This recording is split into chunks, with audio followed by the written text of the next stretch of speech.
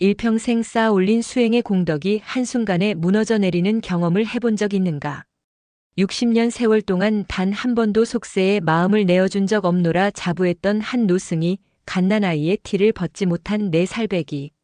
동자승 앞에서 처절하게 무릎을 꿇고 통곡했다면 당신은 그 광경을 믿을 수 있겠는가? 이것은 단순한 늙은이의 회한이나 감상적인 눈물이 아니다. 한 인간이 평생을 바쳐 쌓아 올린 오만과 독선, 그리고 지식의 탑이 연약하고 순수한 진실 앞에서 어떻게 산산조각 나는지에 대한 기록이자, 가장 높은 곳에 올랐다고 믿었던 자가 가장 낮은 곳으로 추락하며 비로소 하늘을 보게 되는 기적에 관한 이야기다. 이야기의 무대는 속세의 지도가 끝나는 지점, 구름만이 길을 알고 새들만이 머문다는 백암산 깊은 골짜기에 자리한 만월사다. 천년의 풍파를 견뎌낸 기둥과 세월의 덮개가 내려앉은 기와는 그 자체로 살아있는 역사였고, 사찰을 둘러싼 수백 년 된 소나무 숲은 세상의 모든 소음과 욕망을 막아주는 견고한 결계와도 같았다. 이곳의 주지 현각은 살아있는 부처, 걸어다니는 경전으로 불리는 인물이었다. 16 어린 나이에 출가하여 올해로 60, 그의 삶은 오직 구도와 수행으로만 점철되어 있었다. 현각의 눈빛은 겨울 하늘처럼 차갑고 깊었으며 그의 목소리는 마른 계곡을 울리는 범종 소리처럼 장엄했다. 그가 한번 법문에 들면 까마득한 후배 스님들은 물론이요, 산을 찾아온 신도들까지 숨을 죽이고 그의 지혜에 귀를 기울였다. 현각에게 있어 수행이란 한치의 오차도 허용되지 않는 완벽한 조각과도 같았다. 매일 인시에 일어나 가장 먼저 법당의 촛불을 밝혔고, 한겨울에도 얼음장 같은 물로 몸을 씻으며 흐트러지려는 정신을 다잡았다. 그의 공양은 언제나 세 숟가락을 넘지 않았고, 그의 걸음은 한치의 흐트러짐 없이 고요했다. 그는 번뇌를 완벽하게 제압했다고 믿었다. 인간이 가질 수 있는 모든 욕망, 즉 식욕, 수면욕, 명예욕, 심지어는 존재 자체에 대한 욕망까지도 모두 극복했다고 자부했다. 그의 마음은 잘 닦인 거울과 같아서 그 어떤 번뇌의 먼지도 앉을 틈이 없다고 여겼다. 그는 만월사의 절대적인 규율이었고 살아있는 상징이었다. 스님들은 현각을 존경했지만 동시에 두려워했다. 그의 눈앞에서는 작은 기침소리 하나 내는 것조차 불경하게 느껴질 정도였으니 그의 존재감은 사찰 전체를 짓누르는 거대한 무게추와도 같았다. 그는 자신의 경지가 부처의 경지에 근접했다고, 어쩌면 한 걸음만 더 내디디면 완전한 해탈의 세계로 들어설 수 있을 것이라 은밀히 믿고 있었다. 그의 오만은 그의 깊은 수행만큼이나 단단하고 높았다. 그는 경전의 모든 글자를 통달했고 화두의 모든 이치를 꿰뚫었다. 세상의 모든 지혜가 자신의 머릿속에 있다고 생각했다. 하지만 그는 정작 가장 중요한 사실 하나를 모르고 있었다. 지식으로 쌓아 올린 산이 높을수록 진실의 빛이 닿지 않는 그림자는 더욱 짙어진다는 것을, 그리고 그 짙은 그림자 속에서 그의 단단한 자아를 뿌리부터 뒤흔들 아주 작고 연약한 존재가 조용히 다가오고 있다는 사실을 말이다. 그날도 현각은 여느 때처럼 고요한 새벽 예불을 마치고 자신의 처소에서 좌선에 들어 있었다. 바람 한 점 없는 고요, 완벽한 평화. 그러나 그 평화는 곧 깨어질 운명이었다. 만월사 천년 역사상 가장 거대한 파문을 일으킬 운명의 소리가 산사의 정적을 깨고 희미하게 들려오기 시작했다. 그것은 짐승의 울음소리도 바람소리도 아니었다. 세상에서 가장 연약하고 또 가장 끈질긴 생명의 소리, 바로 아기의 울음소리였다. 그날 새벽 만월사의 고요를 가른 것은 목탁소리가 아니었다. 안개를 뚫고 스며드는 희미한 빗줄기처럼 가냘프고도 절박한 아기의 울음소리가 산사의 정적을 날카롭게 파고들었다. 수행에 깊이 잠겨있던 스님들이 하나둘 눈을 떴다. 처음에는 바람소리나 산짐승의 소리이겠거니 여겼지만 울음소리는 끈질기게 이어졌다. 그것은 분명 인간의 소리, 그것도 갓난아기의 울음소리였다. 이 성스러운 공간, 속세의 모든 인연을 끊어낸 이들에게 아기의 울음소리란 낯설고도 불길한 신호였다. 공양주 보살이 사찰의 문을 열었을 때 모두는 할 말을 잃었다. 낡은 강보에 쌓인 작은 아이가 대문 앞에 놓여 있었던 것이다. 밤새 내린 이슬에 강보가 축축이 젖어 있었고 아이의 얼굴은 추위와 배고픔에 파랗게 질려 있었다. 아이의 곁에는 작은 나무패 하나만이 덩그러니 놓여 있었다. 명진. 부디 이 아이에게 부처님의 자비를. 짧은 글귀는 아이를 버리고 간 어미의 절박한 심정을 대변하는 듯 했다.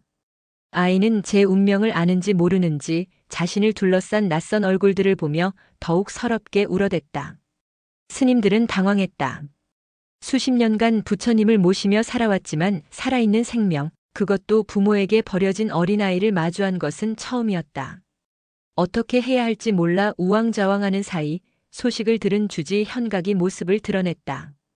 그의 얼굴은 평소와 다름없이 무표정했지만 미간에 잡힌 깊은 주름은 그의 심기가 얼마나 불편한지를 여실히 보여주고 있었다.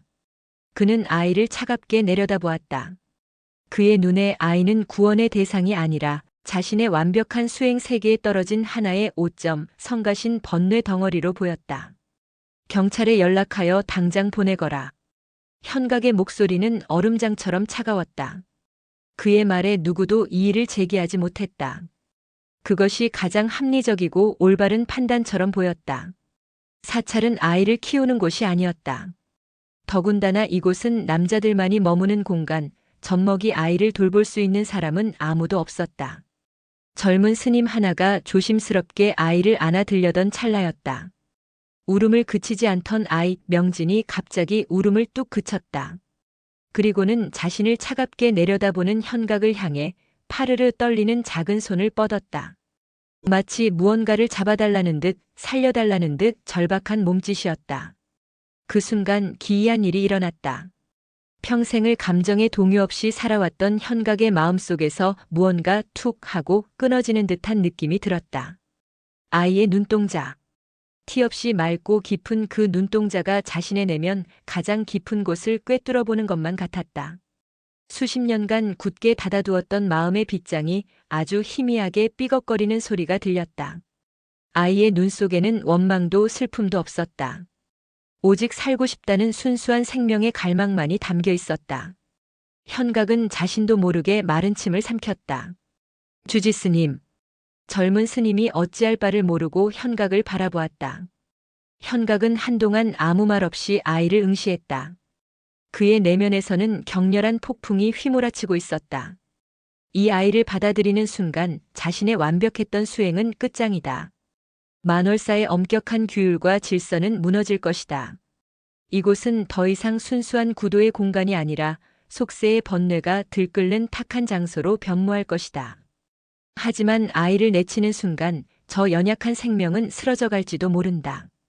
부처님은 살아있는 모든 생명을 구하라 하셨거늘 눈앞의 어린 생명을 외면하고 어찌 해탈을 논할 수 있단 말인가. 그의 지식과 신념이 정면으로 충돌했다. 긴 침묵 끝에 현각이 입을 열었다. 그의 목소리는 스스로도 믿기지 않을 만큼 희미하게 떨리고 있었다. 거두어라. 그 한마디에 모든 것이 결정되었다. 스님들은 놀라움과 안도가 섞인 표정으로 서로를 바라보았다. 현각은 아이에게서 시선을 거두고 마치 더러운 것이라도 본 듯 몸을 돌려 자신의 처소로 향했다. 그의 등 뒤로 다시 울음을 터뜨리는 아이의 소리가 아니라 무언가 새로운 시작을 알리는 듯한 맑은 웃음소리가 희미하게 들려오는 듯했다. 그날 이후 4살배기 동자승 명진은 만월사의 새로운 식구가 되었다. 그리고 그날은 철옹성 같았던 노승 현각의 내면 세계에 기나긴 시련과 혼돈의 여정이 시작된 첫날이기도 했다. 명진이 만월사에 머물게 된 후 현각의 완벽했던 세계는 균열을 넘어 붕괴의 조짐을 보이기 시작했다. 그에게 명진은 구원해야 할 어린 생명이 아니라 자신의 평생 공든 탑을 무너뜨리러 온 악마와도 같았다. 그의 고요했던 일상은 산산조각 났다. 새벽 예불 시간 모든 스님들이 경건하게 독경을 하는 동안 명진은 법당 한 구석에서 새근새근 잠이 들어 코를 골았다. 그 소리는 현각의 귀에 천둥 소리처럼 크게 들려 그의 집중력을 흐트려 놓았다. 한 번은 잠결에 뒤척이다 대굴대굴 굴러 현각의 발치까지 와서 그의 발을 베고 잠든 적도 있었다. 현각은 차마 발로 걷어찰 수도 그렇다고 가만히 둘 수도 없어. 좌선 내내 불에 댄 듯한 고통 속에서 떨어야 했다. 그의 이마에는 식은땀이 흘렀고 입속에서는 분노의 경전이 외워졌다. 공양 시간은 더욱 끔찍한 고문이었다. 무건 수행이 원칙인 공양간에서 명진은 유일하게 소리를 내는 존재였다. 맛없는 나물을 뱉어내고 좋아하는 버섯을 더 달라며 떼를 썼다. 숟가락질이 서툴러 밥알을 온 사방에 튀기기 일쑤였고 국그릇을 엎어 장삼을 적시는 날도 부지기수였다. 현각은 맞은편에 앉아 그 모든 광경을 지켜보아야 했다. 튀어오른 밥풀 하나가 자신의 뺨에 붙었을 때 그는 수십 년 만에 처음으로 사리에 가까운 분노를 느꼈다. 평생을 다스려왔다고 믿었던 마음속에서 시뻘건 불길이 치솟는 것을 느끼며 그는 스스로에게 깊은 절망감을 느꼈다. 가장 견디기 힘든 것은 명진의 순진무구한 질문들이었다.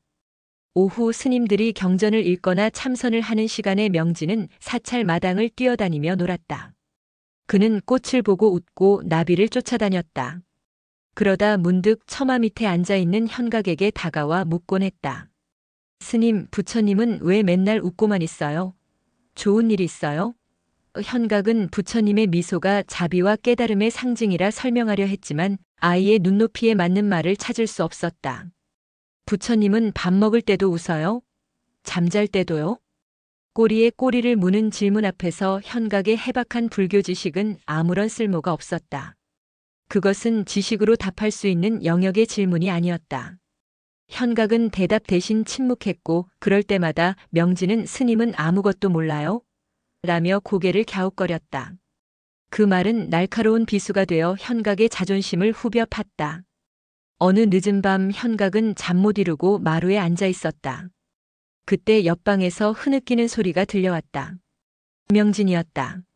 아이는 꿈에서라도 엄마를 찾는 듯 엄마 엄마 하며 애타게 울고 있었다. 그 소리는 현각의 다친 마음을 사정없이 두드렸다. 그가 평생을 외면하고 억누르고 소멸시켰다고 믿었던 가장 원초적인 감정, 그리움.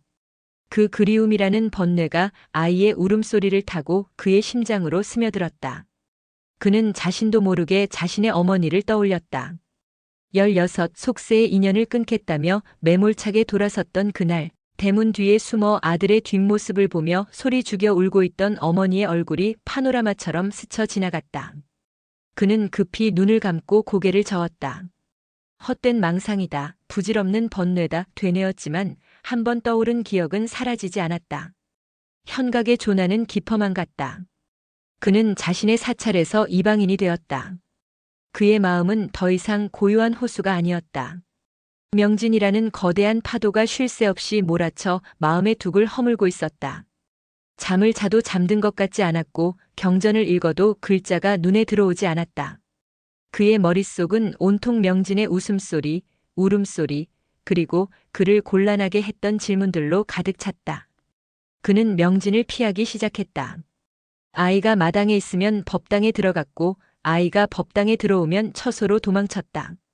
살아있는 부처라 불리던 노승은 이제 4살배기 아이가 두려워 숨어다니는 초라한 늙은이가 되어버렸다. 그의 수행은 길을 잃었고 그의 영혼은 망망대해에 표류하는 난파선 신세가 되었다. 그는 깨달음의 정상에서 추락하고 있었다. 아니, 어쩌면 자신이 서 있던 곳이 정상이 아니라 오만이라는 이름의 위태로운 절벽 끝이었음을 깨닫기 시작한 것인지도 몰랐다. 현각이 혼돈의 바다에서 허우적거리는 동안 만월사에는 놀라운 변화의 바람이 불기 시작했다. 현각에게 명진이 고통과 번뇌의 근원이었다면 다른 스님들에게 명진은 뜻밖의 기쁨과 활력의 원천이었다. 수십 년간 오직 정적과 엄격한 규율만이 존재했던 사찰에 아이의 웃음소리가 울려 퍼지기 시작했다. 처음에는 모두가 주지스님의 눈치를 보며 명진을 멀리하려 애썼다. 하지만 아이의 순수한 매력은 얼어붙은 스님들의 마음을 녹이는 봄 햇살과도 같았다. 가장 먼저 마음을 연 것은 공양간을 책임지는 원주 스님이었다. 그는 퉁명스러운 표정 뒤로 매일 명진이 좋아할 만한 부드러운 두부나 달콤한 과일을 몰래 챙겨두기 시작했다. 밥투정을 하는 명진에게 짐짓 이놈 하고 호통을 치면서도 그의 눈에는 따뜻한 미소가 담겨 있었다. 경전을 관리하는 젊은 학인 스님은 밤마다 남는 목재를 셔틀콕으로 깎아 명진에게 장난감을 만들어 주었다. 낮에는 근엄한 표정으로 경전을 논하던 그가 밤이 되면 아이의 눈높이에 맞춰 함께 바닥을 뒹굴며 노는 모습은 낯설지만 정겨운 풍경이었다. 그는 명진에게 부처님의 이야기를 딱딱한 경전의 언어가 아닌 재미있는 옛날 이야기처럼 들려주었다. 부처님은 말이야 아주 힘이 센 코끼리도 친구로 만들었단다. 명진은 눈을 반짝이며 이야기에 빠져들었고 스님은 아이의 순수한 반응 속에서 자신이 잊고 있던 불교의 본질, 즉 자비의 의미를 새롭게 깨닫고 있었다. 사찰의 꾸준히를 도맡아 하던 채공 스님은 명진의 둘도 없는 친구가 되었다. 그는 명진에게 작은 빗자루를 쥐어주고 함께 낙엽을 쓸었다. 물론 명진은 돕는 것보다 어지럽히는데 더 소질이 있었지만 채공 스님은 한 번도 나무라지 않았다. 오히려 바람에 흩날리는 낙엽을 잡으려 종종 걸음치는 아이의 모습을 보며 박장대소했다. 아이와 함께 텃밭에 물을 주고 작은 벌레를 발견하면 함께 쪼그려 앉아 한참을 들여다보았다. 그들에게 모든 것은 놀이이자 수행이었다. 만월사는 서서히 변해가고 있었다. 스님들의 얼굴에서 오랫동안 사라졌던 부드러운 미소가 피어났다. 그들은 더 이상 현각의 눈치를 보며 숨막히는 정적을 유지하지 않았다. 명진을 중심으로 보이지 않는 유대감이 형성되었고 사찰은 수행 도량을 넘어 따뜻한 온기가 흐르는 하나의 거대한 가족 공동체로 거듭나고 있었다. 명진은 더 이상 버려진 아이가 아니었다. 그는 수십 명의 아버지를 둔 세상에서 가장 사랑받는 아이가 되어가고 있었다. 그는 스님들에게 아빠라는 말 대신 스님 아빠라는 기묘한 호칭을 붙여주었고 스님들은 그 말을 세상 가장 큰 칭찬처럼 기쁘게 받아들였다. 이 모든 변화의 중심에서 현각은 철저히 소외되었다. 그는 따뜻하게 변해가는 사찰의 분위기를 지켜보며 더욱 깊은 고립감에 빠져들었다. 스님들의 얼굴에 떠오른 미소는 그의 눈에 규율의 해이로 보였고 마당에 울려 퍼지는 아이의 웃음소리는 신성한 공간을 더럽히는 소음으로 들렸다. 그는 모두가 잘못된 길로 가고 있다고 생각했다. 저 어린 아이 하나 때문에 모두가 수행자의 본분을 잊고 세속적인 감정에 빠져들고 있다고 개탄했다. 어느 날 오후 현각은 마루에 앉아 멀찍이 서 명진과 젊은 스님들이 어울려 노는 모습을 지켜보고 있었다. 명진이 넘어져 무릎이 까졌고 아이는 서럽게 울음을 터뜨렸다. 그러자 주변에 있던 스님들이 너나 할 것 없이 달려가 아이를 달래고 상처를 돌봐주었다. 그 모습은 마치 어미 새를 잃은 아기 새를 함께 품는 숲속의 새들처럼 보였다. 현각은 그 광경 속에서 자신만이 유일한 이방인임을 모두가 구원의 방주에 올라탔지만 자신만이 홀로 남겨졌음을 처절하게 깨달았다. 공동체는 명진이라는 작은 존재를 통해 스스로를 구원하고 치유하고 있었지만 그 공동체의 수장이었던 현각만이 홀로 차가운 섬에 갇혀 있었다. 그의 마음속에서는 왜 나만 안 되는가? 무엇이 잘못된 것인가? 라는 의문이 거대한 폭풍처럼 휘몰아치기 시작했다. 그는 이 지독한 고통의 근원을 그리고 해결책을 찾아야만 했다. 그렇지 않으면 그의 영혼은 영원히 이 고독의 지옥에서 벗어날 수 없을 것 같았다. 시간이 흐를수록 현각의 고통은 뼛속까지 스며드는 한기처럼 그를 잠식했다. 다른 스님들이 명진을 통해 잃어버렸던 인간성과 공동체의 온기를 되찾아가는 동안 현각은 정반대의 길을 걸었다. 그는 자신이 평생을 바쳐 쌓아 올린 만월사의 엄격한 규율과 수행의 전통이 한낱 어린아이의 재롱 앞에서 모래성처럼 허물어지고 있다고 확신했다. 스님들의 얼굴에 번지는 부드러운 미소는 그에게 수행의 나태함으로 비쳤고 사찰 마당을 채우는 명진의 웃음소리는 부처님의 법을 모독하는 소음으로 들렸다. 그는 이 모든 변화가 잘못된 것이며 자신만이 유일하게 그 진실을 꿰뚫어 보고 있다고 믿었다. 그의 눈에 명진은 만월사를 타락시키기 위해 나타난 마라의 화신과도 같았다. 그의 고립과 갈등이 최고조에 달한 것은 부처님 오신 날이었다. 이날만큼은 만월사 역시 산문을 열고 신도들을 맞이하며 가장 성대하고 경건한 의식을 치렀다.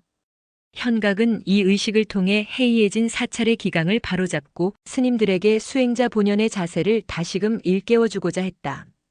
그는 평소보다 더욱 엄격하게 의식의 모든 절차를 점검했고 그의 눈빛은 서리발처럼 차가웠다. 모든 스님은 그의 기에 눌려 숨소리조차 조심하며 의식에 임했다. 법당은 수백 개의 연등과 향불 연기로 가득 찼고 장엄한 범패 소리가 산 전체를 울렸다. 현각은 법좌에 앉아 모든 것이 자신의 통제 아래 완벽하게 진행되고 있음에 잠시 안도했다. 그러나 그 평화는 오래가지 않았다. 문제의 발단은 명진이었다. 원주 스님이 잠시 한눈을 판 사이 명진은 색색의 연등이 신기했던지 법당 안을 아장아장 돌아다니기 시작했다. 아이는 신도들이 부처님께 올린 과일 바구니에서 커다란 사과 하나를 슬쩍 꺼내 들고는 의식이 진행 중인 법당 중앙으로 걸어 나왔다. 수백 명의 신도와 스님들이 지켜보는 가운데 명진은 사과를 한 입 베어 물고는 우물거리며 법좌에 앉은 현각을 멀뚱히 쳐다보았다. 경건했던 분위기는 순간 얼어붙었다. 몇몇 신도들이 낮은 웃음을 터뜨렸고 젊은 스님들은 당황하여 어쩔 줄 몰라 했다. 현각의 얼굴은 굳어지다 못해 잿빛으로 변했다. 수십 년 수행으로 다져진 그의 인내심이 마침내 한계에 다다랐다. 바로 그때 명진은 또 한 번 모두를 경악하게 하는 행동을 했다. 그는 현각이 낭낭한 목소리로 독경하는 것을 흉내내기 시작했다. 물론 아이가 경전의 내용을 알리 만무했다. 나무 아미따바 부처님 깎아주세요 냠냠. 어눌하고 우스꽝스러운 아이의 노랫소리에 결국 참지 못한 신도들 사이에서 폭소가 터져나왔다. 애써 웃음을 참던 젊은 스님들의 어깨도 가늘게 떨리기 시작했다. 그 순간 현각의 세상은 무너져 내렸다. 이것은 단순한 해프닝이 아니었다.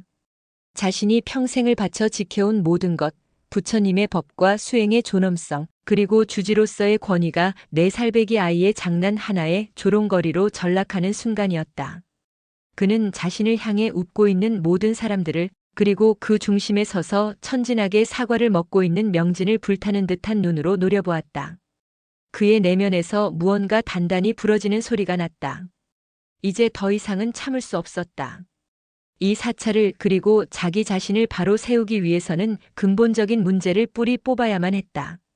그 문제의 핵심은 명진이었다. 저 아이를 바꾸거나 혹은 현각의 마음속에 차가운 결심이 굳어졌다. 부처님 오신 날의 소동 이후 만월사에는 폭풍 전야와 같은 무거운 침묵이 내려앉았다.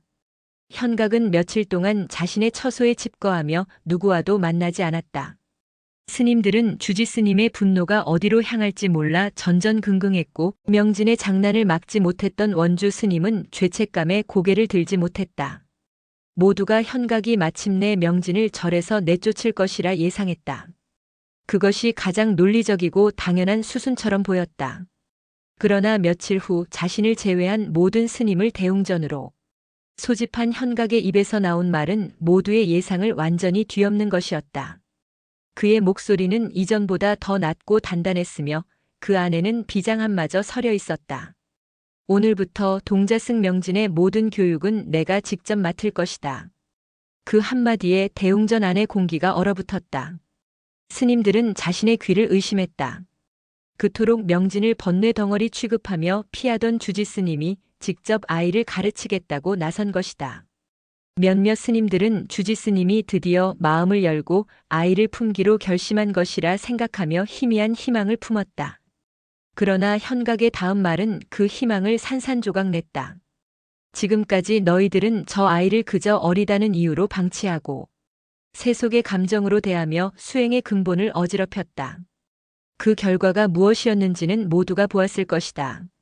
아이의 순수함이라는 허울 좋은 변명 뒤에 숨어 사찰의 규율과 법도를 무너뜨리는 것을 더는 좌시하지 않겠다. 나는 저 아이에게 진정한 불법의 엄격함과 수행자의 길이 무엇인지 가르칠 것이다.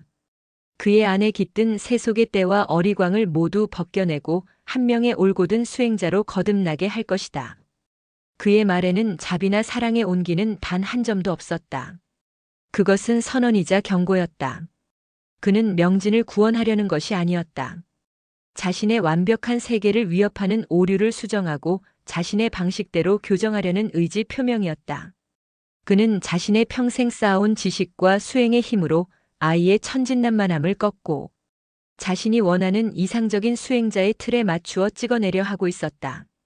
이 파격적인 제안, 아니 명령에 누구도 감히 반대하지 못했다. 스님들은 그저 침묵으로 동의할 수밖에 없었다. 하지만 그들의 마음속에는 깊은 불안감이 자리 잡았다. 얼음장같이 차가운 주지스님의 교육 방식이 4살배기 아이에게 어떤 상처를 줄지 상상만 해도 끔찍했다. 그들은 명진의 밝은 웃음이 사라지고 주눅든 채 스님의 눈치만 보는 아이의 모습을 떠올리며 가슴 아파했다. 하지만 주지의 결정은 절대적이었다. 그날 이후 명진은 다른 스님들과 어울려 노는 대신 하루의 대부분을 현각의 처소에서 보내게 되었다. 모두가 사랑했던 아이는 이제 가장 차가운 스승의 손에 맡겨졌다. 현각과 명진, 두 사람만의 길고 외로운 싸움이 시작된 것이다. 현각의 특별 교육은 그의 예상과 달리, 아니 어쩌면 모두의 예상대로 시작부터 삐걱거렸다. 현각은 자신의 가장 깊은 지식을 총동원해 명진을 가르치려 했다. 그는 4살 아이에게 반야심경의 공사상을 설명하려 했고 1시간 동안 꼼짝 않고 앉아있는 좌선을 강요했다. 하지만 명진에게 경전은 재미없는 그림책이었고 좌선은 좀이 쑤시는 벌칙일 뿐이었다. 명진아, 따라 해보거라. 색즉시공 공즉시색. 스님, 색즉시공이 뭐예요? 색연필이에요? 공은 축구공이에요? 명진의 엉뚱한 질문에 현각의 이마에는 힘줄이 돋았다. 그는 분노를 억누르며 공이란 비어있다는 뜻이며 세상의 모든 것은 실체가 없이 비어있다는 심오한 이치를 설명하려 애썼다. 그러나 명진은 고개를 갸웃거리며 자신의 작은 주먹을 꼭 쥐어 보였다. 스님, 여기 보세요. 내 주먹은 안 비어있는데요. 여기 안에 땅콩 있어요. 아이의 손바닥에서 나온 것은 어제 원주 스님이 몰래 쥐어준 작은 땅콩 2알이었다. 그 순간 현각은 자신의 수십 년 지식이 4살 아이의 땅콩 2알 앞에서 무력해지는 것을 느꼈다. 그는 아이에게서 땅콩을 빼앗아 창밖으로 던져버렸다. 명진의 눈에 그렁그렁 눈물이 맺혔다. 시간이 갈수록 상황은 악화되었다. 현각은 점점 더 조급해졌고 그의 목소리는 높아졌다. 그는 명진의 천진함이 자신의 가르침을 거부하는 교활한 저항이라고 생각하기 시작했다. 어느 비오는 늦은 오후 현각의 인내심은 마침내 바닥을 드러냈다. 그는 붓을 쥐어주고 명진에게 마음 심자를 쓰게 했다. 하지만 명진은 붓으로 글씨를 쓰는 대신 먹물을 듬뿍 찍어 화선지에 온통 까만 비를 그렸다.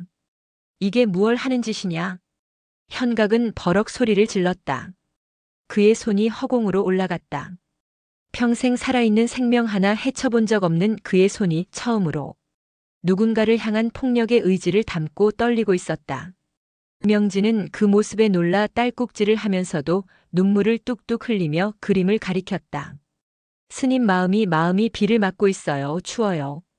아이는 현각의 마음을 그리고 있었던 것이다. 그 말은 날카로운 얼음 송곳이 되어 현각의 심장을 꿰뚫었다. 추워요. 아이의 그 한마디가 그의 굳게 닫힌 방어막을 단번에 무너뜨렸다. 그는 자신을 보았다. 평생을 깨달음이라는 허울 좋은 명분 아래 스스로를 차가운 감옥에 가두고 살아온 늙고 외로운 사내. 지식으로 갑옷을 두르고 규율로 성을 쌓았지만 그 안에서 온기를 잃고 얼어붙어 가던 자신의 초라한 영혼. 그는 명진을 가르치려 한 것이 아니었다. 아이의 순수함과 따뜻함이 부러워 그것을 빼앗고 파괴하여 자신처럼 차갑고 공허한 존재로 만들고 싶었던 것이다. 아! 현각의 입에서 의미를 알 수 없는 신음이 터져나왔다. 그가 평생을 바쳐 쌓아 올린 지식의 탑, 수행의 공덕, 살아있는 부처라는 명성, 그 모든 것이 한순간에 먼지처럼 흩어지는 것을 느꼈다. 그는 더 이상 서 있을 수 없었다.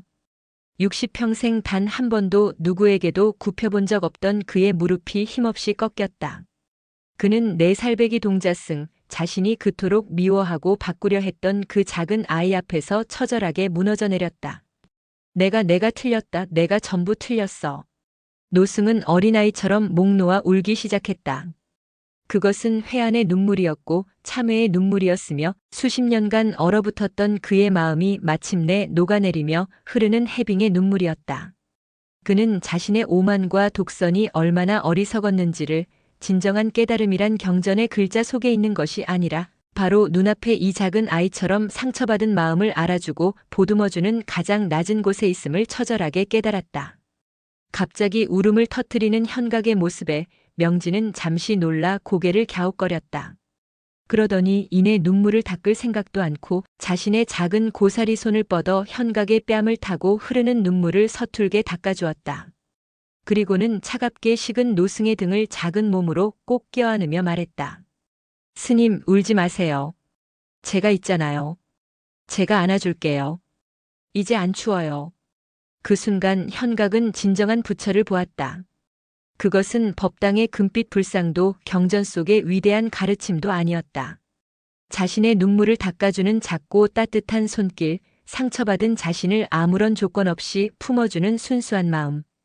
그것이 바로 현각이 평생을 찾아 헤맸던 살아있는 자비이자 깨달음의 실체였다. 현각의 통곡은 아주 오랫동안 이어졌다. 명진은 그저 아무 말 없이 그의 등을 토닥여줄 뿐이었다. 밖에서는 그칠 줄 모르고 비가 내렸지만 현각의 처소 안에서는 그 어떤 불경 소리보다 더 경건하고 따뜻한 침묵이 흘렀다.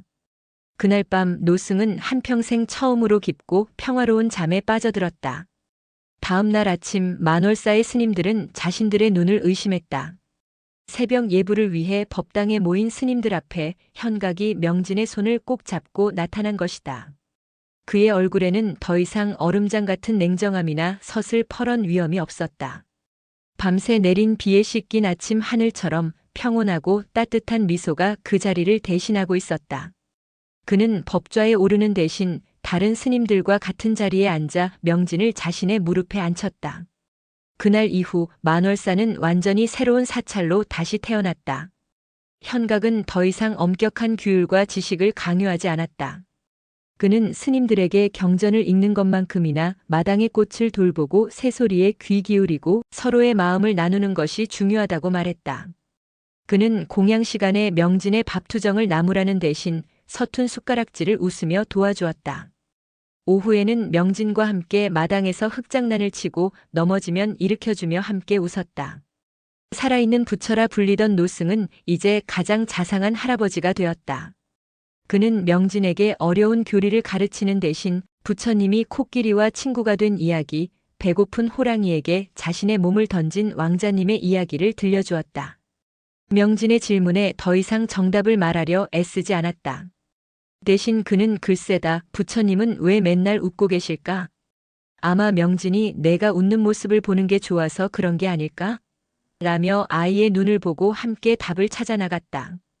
현각의 변화는 사찰 전체에 봄바람처럼 퍼져나갔다. 스님들은 더 이상 주지의 눈치를 보지 않았다. 그들의 얼굴에는 진정한 평화와 기쁨이 가득했다. 만월사는 더 이상 숨막히는 정적이 흐르는 수행도량이 아니었다. 아이의 웃음소리와 스님들의 다정한 대화, 그리고 자연의 소리가 어우러지는 살아있는 공동체, 따뜻한 온기가 가득한 거대한 가족이 되었다. 산을 찾아오는 신도들 역시 변해버린 사찰의 분위기에 놀라워하며 이전보다 더 큰 위안과 감동을 안고 돌아갔다. 어느 맑은 날 오후 현각은 대웅전 앞 툇마루에 앉아 자신의 무릎에서 잠든 명진의 머리를 쓰다듬고 있었다. 그의 시선은 멀리 사찰을 둘러싼 푸른 산과 그 위를 유유히 흘러가는 흰 구름에 머물렀다. 그는 깨달았다. 자신이 평생을 바쳐 오르려 했던 깨달음의 정상은 애초에 존재하지 않는 신기루였음을. 진정한 깨달음, 진정한 천국은 가장 높은 곳이 아니라 가장 낮은 곳에 모든 것을 버리고 비웠을 때가 아니라 한 생명을 온전히 끌어안고 사랑할 때 비로소 찾아온다는 것을. 내 살배기 동자승 명진은 현각의 공든 탑을 무너뜨리러 온 악마가 아니었다. 그는 굳게 닫힌 노승의 마음에 난 작은 창문이었고 얼어붙은 세상을 녹이는 한 줄기 햇살이었다. 그는 현각에게 그리고 만월사의 모든 이들에게 지식 너머의 지혜를 규율 너머의 사랑을 가르쳐주기 위해 온 작은 부처였다. 만월사에는 오늘도 아이의 맑은 웃음소리가 울려 퍼진다. 그리고 그 곁에는 세상에서 가장 행복한 미소를 띤 노승이 마침내 자신의 마음속에서 진정한 부처를 만난 한 수행자가 조용히 함께 웃고 있었다. 그것은 완벽한 조화이자 차가운 돌멩이 같던 마음들이 서로의 온기로 데워져 만들어낸 기적, 지상에 구현된 작은 극락의 모습이었다. 오늘도 시청해주셔서 감사합니다. 영상이 즐거우셨다면 구독과 좋아요 부탁드리겠습니다.